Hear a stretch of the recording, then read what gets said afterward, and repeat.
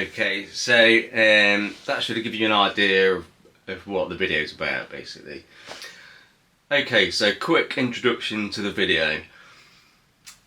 It's an idea I kind of came up with yesterday. I'm sure it's been done before, I've not seen it. It was just one of those eureka moments, and I thought, wicked, that's a good idea, I'm going to see if it works. It does work, I really like it.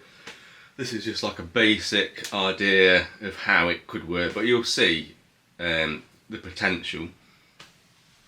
And if it's of interest to you, something you could use, something that gives you some kind of inspiration, and then that's great. It's kind of why I'm doing the video. So what I'll do is I'll quickly run through what I'm using, then I'll do an example of basically what it's all about, and then I'll go through the settings and break it down. So the main part of the video is using the looper of the Line 6 HX Stomp, but controlled by the Digitakt. So using MIDI from the Digitakt, MIDI into the Line 6, and getting that to work seamlessly basically with your tempo BPM of choice. Which for me is great because I write a lot of electronic music and I like experimenting. It's great to experiment with natural rhythm. I also really like stuff being not rigid in terms of notation, but rigid in terms of loops and starts and stops and things like that. Again, not all the time, it's just something I do like. So I thought, right, how can I get the Stomp looper to loop perfectly with whatever I want it to loop with, whenever I want it to loop. So this is the idea. So okay, I'll give you an example, quick example. Drums and the Digitakt, it's all just reference really. It's not like a finished track or anything. It's so you can see and hear what's going on. So I've just got a kick and hats in the Digitakt, and then I've got the Digitakt controlling the looper on the Line 6, and I'm just going to hit a few keys on this. It's a mono synth, so you'll start to hear what builds up. So yeah, here oh, better headphones on. So here goes, and you'll see when I hit play on this, that this will change. It will basically go record, play, overdub, and then remain in overdub for however long I wanted it to be in overdub for.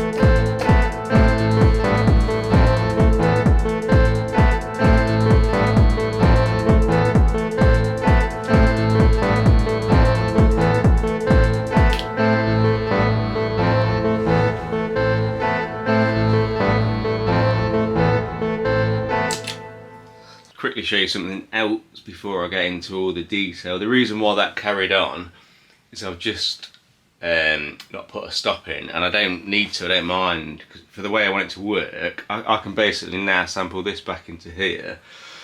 Because I've pressed stop, what I've done is come up with another MIDI channel basically that will then now play it. So for example, these two MIDI channels, I'll explain it in detail, but just very quickly, these two MIDI channels controlling the looper, but I've muted them so they won't. This one, if I remember rightly, is, let's just double check, is that one?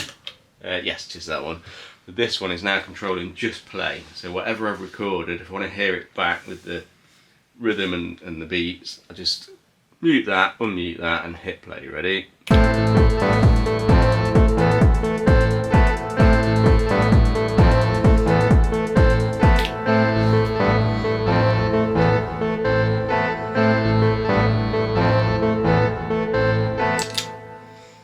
And again, I'm not bothered with stop. I just don't need to. It's not that I couldn't figure it out, I just didn't need to. Once I've got what I wanted, I figured I can just hit stop with my foot. I've set it up like this so you can see it better. Really, you can see the screens. Okay, I don't know what it's going to look like once I put it up, but on a full screen you should be able to see everything quite well, I think. But yeah, so that's one quick example. Alright, let's just try something else. It's a little bit, I guess, random, just as random. Yeah, let's give it a go.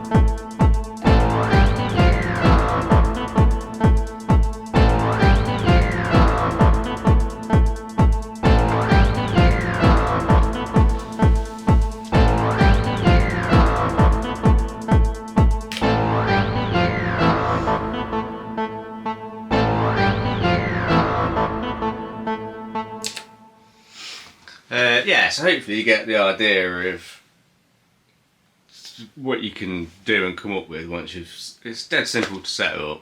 So I'll explain how I've got these two to talk to each other. So I'll be as brief and to the point as I can be. They're both really easy to set up MIDI wise.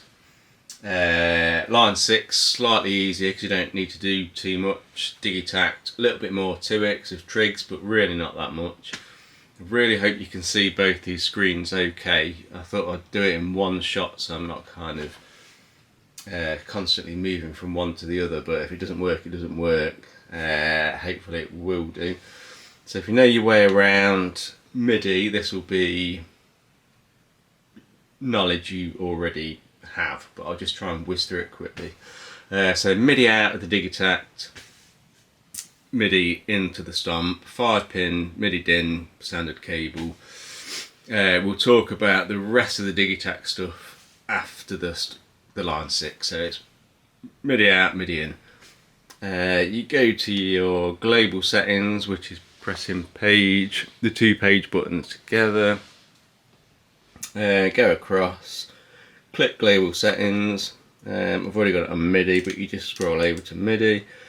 And then on here, you choose a MIDI channel. That's really important if you're using different MIDI enabled instruments. I have my grandmother on 1, my Pro 3 on 2, Mini Freak on 3, and different ones on different things. So it's good to have its own channel, and you'll need it when it comes to the Digitakt. So choose a channel that's its own. So I've got 5 on here. MIDI through is only on because normally this is set up with other gear, so I can then MIDI through it to another instrument and carry on using the Digitakt to control that, but it essentially doesn't make any difference. MIDI receive clock, MIDI, and then don't worry about transmit because I'm not transmitting anything at the minute. Tempo select is global and BPM says 120, but if I hit play, you'll see that that goes to external. And that's because I've got it receiving the MIDI clock from the Digitakt. So that's it for the line 6. It's essentially it's choose a MIDI channel, receive MIDI clock. That's it. Yeah, that's basically it. So the Digitakt is let's go into here. Put my hand this way, just be able to see it better. So if we go to MIDI config and sync, I've got clock send, transport send ticked. That's it. So it's clock and transport send. Let's have a look at this. So output is MIDI, through is MIDI. I've got input from an output to is MIDI USB and MIDI USB because of it's not always set like this. I often use overbridge and etc. But for these purposes, you got MIDI out. That's it. And an output to MIDI. So I would go both MIDI out, both outs MIDI, just to be on the safe side. And then other than that, it's a case of thinking about it kind of logically. So what we're going to do here is if I go into so this is the looper, right? So you have, just in case you don't know, so I've stuck a looper on at the end. So all I've got here is a compressor, compressor and some reverb. So all I've got here is a compressor and some reverb, and then I've stuck a looper on at the end. You don't want it at the beginning because you want to loop what you've created. Well, you can do whatever you want, but I'd have a looper at the end. And so from there, what you're doing is looking for, if you were to ignore the Digitakt and just use this looper, you'd want to hit record so it starts looping. You then want to hit play so it goes into a continuous loop, and then you want to hit overdub, which is record again, and then it will just keep looping. So really what you want to do is replicate those actions with these switches, right? So in the Digitakt, you go to your MIDI channels, so that all these along the bottom here are your MIDI channels. I've chosen 13, 14 and 16 just because I've got some other stuff when I plug this elsewhere set up between 9 and 12. So we'll start with 13, and that's going to be your record, right? So if I'm on MIDI channel 13, it will keep doing that because I'm pressing the button. We'll go to where I put my trig at the beginning because that's what I want.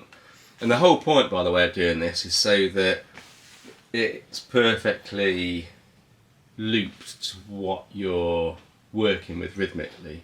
So I write a lot of techno and drum and bass and stuff, and I love doing the human side of things, but I also really like a rigid loop.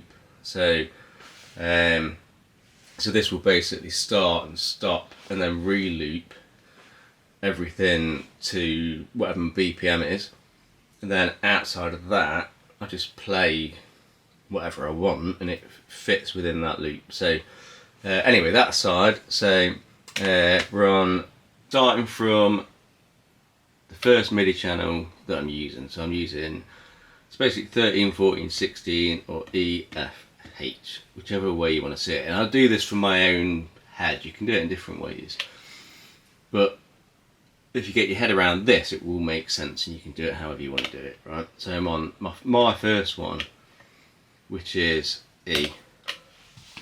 And what I want this to do is what I would want this to do with my foot. So I'd want to hit record on this, so I want this trig to be record. So I would put my MIDI channel on channel 5 because that's where my line 6 is, it's on channel 5. I would then move actually over to where the MIDI CC is. I find it strange that it's in that order, but anyway. So I want MIDI CC 60 because 60 controls record and overdub, and then the values are whether it will record or whether it will overdub. And the values are really simple. So there's 127 in MIDI, right? So anything 63 and below will overdub. Let's just double check. Yeah, and anything 64 and above will record. So I've got a trig parameter lock on this first trig on the first beat of the first bar, which is saying 127, just make it simple because it's 64 and above, and that's basically going record. What that trig is doing is pressing that button. So then what I would do on here is hit play, so it loops seamlessly. You don't want to hit record and overdub, you want to hit kind of record play. Well, I do anyway. So I want to go record, play, overdub. So I've got my loop and everything working seamlessly. So to go record, play, I've just got a separate channel. You don't have to do it as a separate channel, but it just made more sense in my head to do it separately. So on the next 16 beats, the next bar, there's a trig. And that trig, oh gosh, I'm going to have to stretch. That trig is on MIDI CC 61. So the other one's 60. So 60 is record and overdub. 61 is play and stop. So I want it to go record on this one here. Next channel, I want it to play, so it loops seamlessly. So I've now got that value, because I'm only using it once. Play and start, play is 64 and above, so I've cranked it up to 127, nice and simple. And then I want it to overdub at the beginning of the next bar. So we'll go back to my record and overdub channel. So I've got another trig here. You hold that down. I've got a parameter lock of 0 because that's overdub. So if you look back at my first one, parameter lock of 127, that's record. Next one on the next channel, so you can't see it, will be play, and then it comes back to here where I want it to overdub, and it's 0. So all that does, and if you follow the screen here, oh god, I need to knock the camera over. All that does, you'll see it will go record, play, overdub, right? So let's do that and just watch this screen here. Record, play, overdub.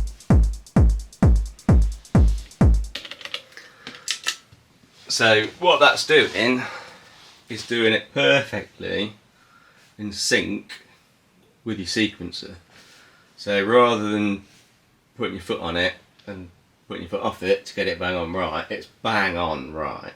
Right, so there's something that you need to do next, because otherwise it will just start that process again. And if you start that process again, it's basically like going record, play, overdub, record, and that just messes it up and starts afresh. So you basically want to trigger each one of those, record, play, overdub, and never trigger them again, right? And it's a really simple way of doing it on the Digitakt.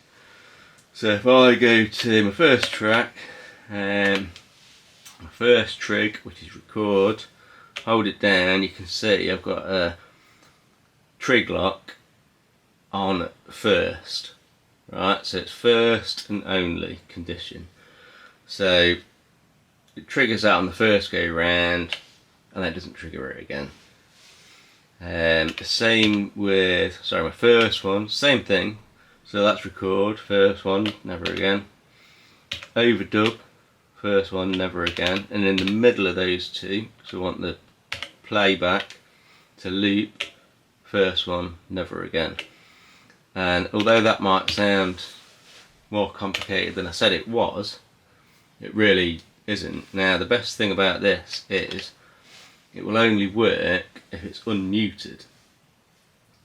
So when I think I was explaining earlier on, if you come up with something that you like and you want to stop stuff, if you came up with something, liked it, stopped this and press play, it would just start fresh and record over it. If you come up with something that you like and you mute these, then it won't re-record over it unless you stomp on these, right? So if you don't stomp on them and they're not muted, then your loop remains there. But what I thought would be nice would be to then have another channel which is just playback, right? So my number 16 is just playback. If it's a loop alike, it's just playback. So one trig, no condition, channel 5 because that's that, value up, so I don't need to change values, let's play, and it should be on 61, so 61. So if you recorded something that you liked, oh shite arse, oh sorry, yeah. If you recorded something that you liked and you press stop and you were like, I'll listen to that again, it would be there. You mute that so then it won't trigger record at all. Unmute that and that would only trigger play and it would play it back. And then that way, if you wanted, which is the great thing about this, because it's all hooked up, you can then sample it directly into your Digitakt and carry on with a new one, sample it directly and carry on with a new one. And the Digitakt's not got the best memory, in fact it's got a terrible, it's like a gig or something.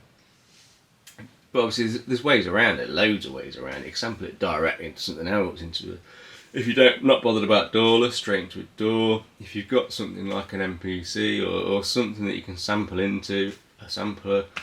But these loops are tiny, they're tiny little audio loops, like they're a fraction. There's just that they are tiny, so you can sample loads of these into the Digitakt without it causing it any issues. But yeah, so that's it. I hope that's kind of been useful. Or interesting or something. We'll try another loop maybe. I've got my grandmother behind me now because keep nudging that thingy, so I've had to move it out of the way, so it'll be a bit of a difficult one to move to, but we'll try it again. So like a play out loop maybe. Let's have a go. Oh, and one thing to note is because you know when each one kicks in, you can go, you know it's going to be record, play, overdub, and you can figure out where and when you want to come in. You can also change this, you can put them where you want, it's just that's where I like them. So put those trigs wherever you want to put them, and that will determine how large or short your loop is, and as long as you do it as first trig, that loop will always be that loop. So yeah, here it goes.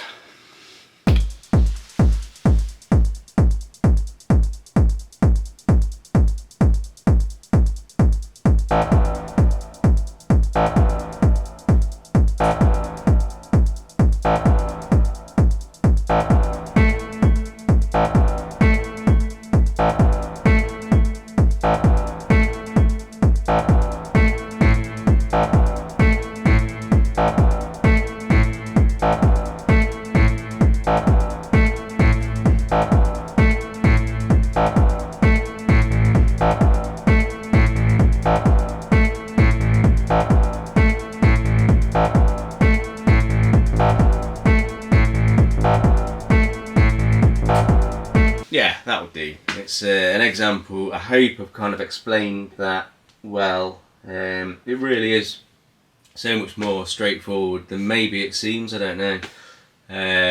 Any questions, let me know. I will try my absolute best to get back to you, and thanks for watching. Nice one.